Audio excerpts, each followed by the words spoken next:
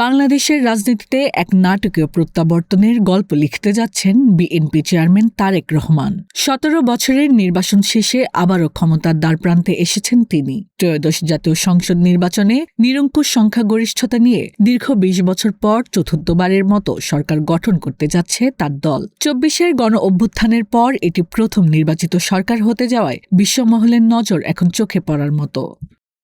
এরই মধ্যে শুক্রবার সকালে নিজের ফেসবুক ভেরিফাইড পেজে তারেক রহমানকে উষ্ণ অভিনন্দন জানিয়েছেন ভারতের প্রধানমন্ত্রী নরেন্দ্র মোদী। তিনি বলেন, বাংলাদেশের সংসদীয় নির্বাচনে বিএনপি সুস্পষ্ট জয়ে নেতৃত্ব দেওয়ার জন্য আন্তরিক অভিনন্দন জানানো হচ্ছে তারেক রহমানকে। আর এই জয় বাংলাদেশের জনগণের আস্থার পরিচয় বহন করছে।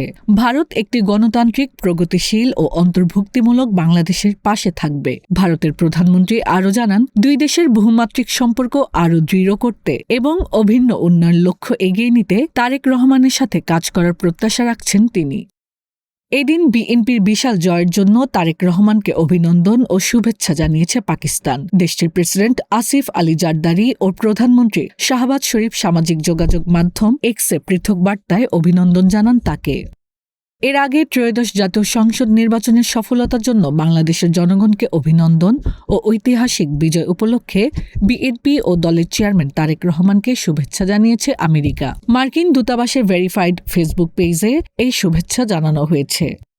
এদিকে ব্রিটিশ গণমাধ্যম বিবিসি তাদের মূল পাতায় লাইভ আপডেট দিয়েছে বাংলাদেশের নির্বাচনের ফলাফলের খবর নিয়ে। শিরোনামে বলা হয়েছে, জেনজিদের বিদ্রোহের পর প্রথম নির্বাচনে নিরঙ্কুশ সংখ্যাগরিষ্ঠতা পেয়েছে বাংলাদেশ জাতীয়তাবাদী দল বিএনপি।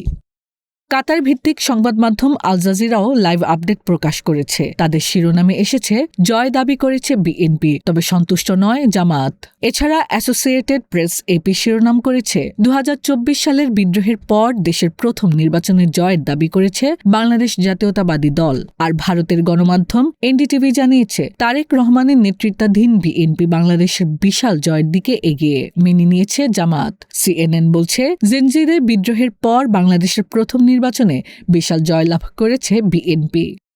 হাসনা আক্তার, দিনকাল ডিজিটাল।